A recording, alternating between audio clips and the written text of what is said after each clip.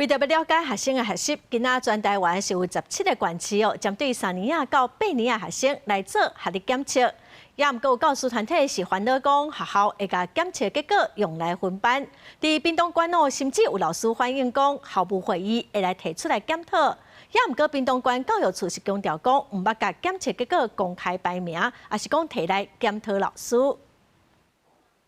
學歷檢測28舉辦，全台各中國小3年到8年的學生，考華語文、數學甲英語文3科。檢測分數原本是用來讓老師和學生做合適成效的參考，毋過全國教育產業總工會質疑，有學校甲檢測結果摕來做全校排名分班的依據，甚至是老師上課的績效，造成老師和學生雙方的壓力。教育部也有提到說，學歷測驗應該要以學生的診斷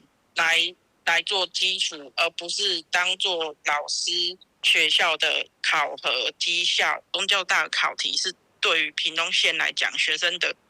那個城鄉差距上跟課本版本上是有很大的差異。全教產嘛表示，屏東縣的老師反映，有校長會佇校務會議，也是行政群組內底公開檢討成績無達標的老師，有的學校是直接公布班級排名，